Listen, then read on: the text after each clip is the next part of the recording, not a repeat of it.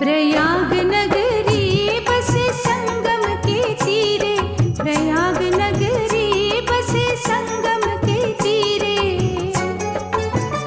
जहाँ गंगा मैया, जहाँ जमुना मैया, जहाँ गंगा यमुना और सरस्वती मैया, त्रिवेणी के धार बहे धीरे धीरे। प्रयाग नगरी बसे संगम के तीरे, प्रयाग नगरी बसे संगम के तीरे।